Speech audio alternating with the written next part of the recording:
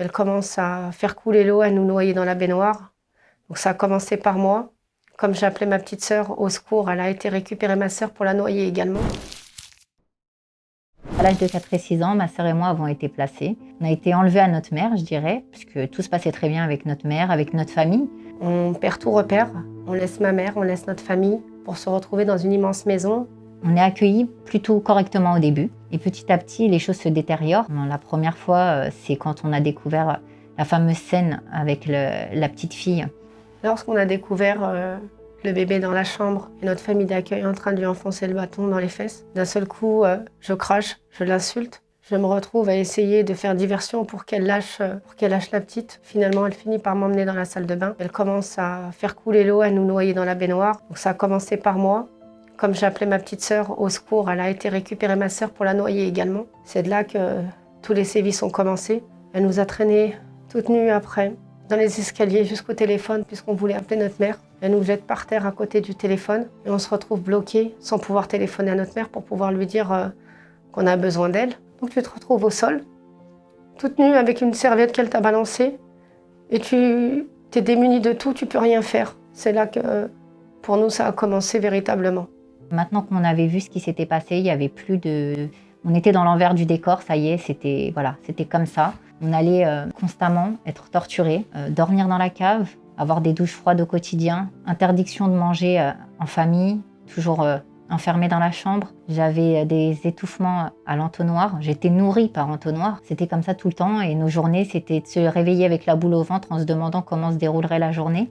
Il n'y avait pas besoin de raison particulière pour les tortures puisque j'ai le souvenir d'un enfermement régulier dans le cellier où elle me maintenait du matin jusqu'au soir avec un cahier de multiplication. Elle me demandait d'apprendre par cœur mes tables. Or, j'étais trop petite pour pouvoir les connaître. Puis elle me disait, tu vas rester toute la journée debout. Je vais venir te récupérer en fin de journée. Et tu passes la journée complète dans une pièce où tu as des machines à laver qui tournent en boucle et ça tape. Donc, tu es toute la journée debout. Tu attends T'as envie de faire pipi, t'as faim, t'as peur. T'attends que quelqu'un vienne te délivrer. La porte, elle est fermée. Tu dois attendre qu'elle t'ouvre le soir. Et ce fameux soir-là aussi, également, quand elle a ouvert la porte, elle me dit, tu vas choisir. C'est soit le chausson ou soit c'est la cave. Donc, je voulais pas aller dans la cave. Je voulais plus dormir dans la cave, donc je choisis le chausson. Donc je laisse son mari me taper avec le chausson. Il me brûle complètement la peau au niveau des fesses en claquant le chausson, mais c'est pas un petit chausson, c'est les chaussons avec les semelles extrêmement raides. Donc du coup, il me frappe avec le chausson, sauf que elle me dit que finalement, je vais quand même dormir dans la cave. Donc je lui dis, j'ai choisi le chausson pour pas aller dans la cave. Elle me dit, tu vas y aller. Et là, tu pars, tu vas dormir dans la cave et tu as l'impression d'être morte en fait. Tu as froid, tu es petite, tu vois rien, tu te dis, si je meurs ici, ma mère, elle va pas pouvoir savoir où je suis. Je m'inquiétais pour ma sœur, savoir elle était où. J'avais peur que je meure abandonnée dans la cave. Le chien qui était avec nous était mieux traité que nous là-bas. On avait vraiment l'impression d'être des moins que rien. C'était interdiction de parler avec ses enfants, interdiction de rentrer dans leur chambre. On avait l'impression d'être vraiment rien du tout. Nous n'avons jamais pu avoir l'occasion de protester, si ce n'est que d'essayer de retenir ses bras quand elle nous noyait dans la salle de bain, dans la baignoire. On n'a jamais pu protester, on n'a jamais pu se défendre. De toute façon, on n'avait pas les moyens physiques de pouvoir essayer de se libérer de ses mains.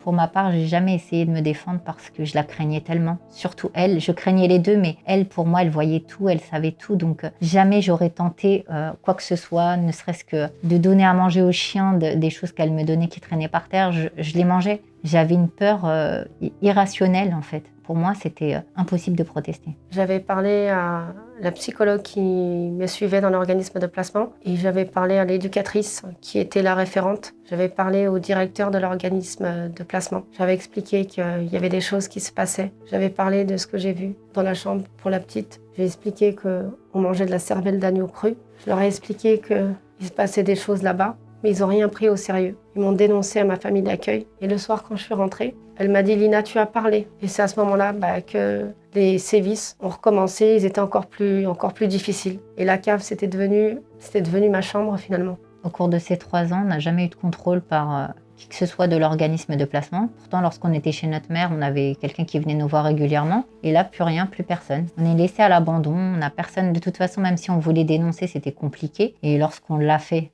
on nous a pas pris au sérieux. Donc, et puis, devant notre mère, on faisait bonne figure. Et puis, on passait des bons moments. Donc, on n'avait pas envie de On voulait penser à rien d'autre que le moment présent. Parce qu'en fait, à chaque fois qu'on devait voir ma mère, elle me disait je vais pas dire que tu as fait pipi ou que tu as fait caca sur toi. Donc en fait, toi, tu te dis je vais dire à ta mère, je vais pas dire à ta mère que tu t'es fait pipi, que tu as fait caca sur toi.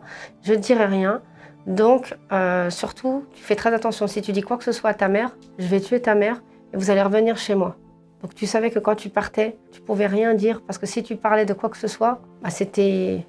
Et même, on avait 6 ans. Moi, j'avais 6 ans, elle avait 4 ans. Qu'est-ce que tu veux dire, en fait? Mais on est resté quand même 3 ans. Je suppose qu'il fallait nous garder le plus longtemps possible. 2 enfants placés, c'est beaucoup d'argent. Donc, j'imagine que c'était ça la cause de ces 3 ans. Les séquelles qu'on a aujourd'hui, elles sont physiques et psychologiques. Il faut savoir que lorsqu'on était petite, on avait l'impression d'être morte, de ne plus exister. On se parlait, on se touchait pour savoir si on existait encore et si on était bien vivante. On se demandait si tu es en vie, tu me vois. On ne savait plus si on se voyait, si on existait véritablement. Puisqu'on était tellement laissés à l'abandon, on s'est retrouvés dans des pièces dans le noir en plein milieu de la nuit. C'était assez compliqué pour 2 petites filles de 4 ans et 6 ans. Le quotidien, il est difficile. Ça laisse vraiment des traces, que ce soit physiques ou psychologiques. Moi, j'ai des difficultés pour travailler parce que mon corps ne tient pas suffisamment. Je me nourris pas normalement. J'ai été gavée à l'entonnoir, ça m'a laissé des séquelles physiques. Donc, je me nourris pas normalement. Mes enfants me posent souvent la question « Pourquoi tu manges écrasé ?» La seule chose que j'ai réussi à leur dire, c'est que j'avais un bobo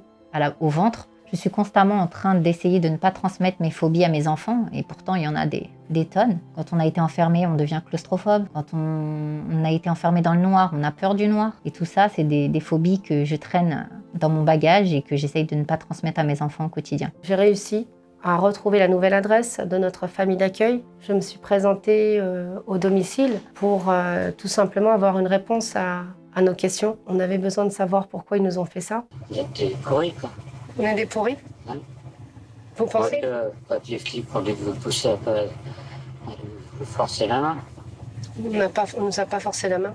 Lorsque je l'ai interrogé, à savoir pourquoi il nous avait fait subir tout ça, la seule chose qu'il a eu de me dire, c'est « les flics vous ont poussé à parler ». Il n'a même pas eu une seule excuse. Il n'a pas nié un seul instant, il n'a pas bougé. Voilà, je n'ai pas eu de réponse aux questions qu'on se pose depuis tant d'années. On a bon espoir que le gouvernement s'intéresse de plus près au dysfonctionnement de l'aide sociale à l'enfance. Aujourd'hui, nous avons un juge d'instruction qui a été saisi pour notre affaire.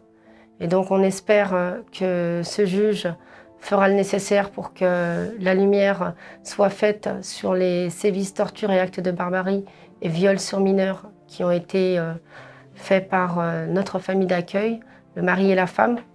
On a bon espoir que le gouvernement s'intéresse de plus près au dysfonctionnement de l'aide sociale à l'enfance, puisqu'on a une nouvelle chargée de la protection de l'enfance qui a été nommée récemment, Madame Cobel.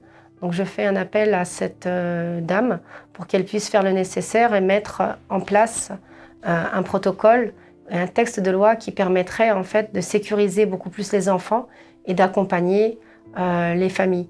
Je voudrais dire aussi à tous les enfants placés qu'on n'a pas à avoir honte d'avoir été placés, qu'on n'est pas des cassos et qu'on peut s'en sortir dans la vie.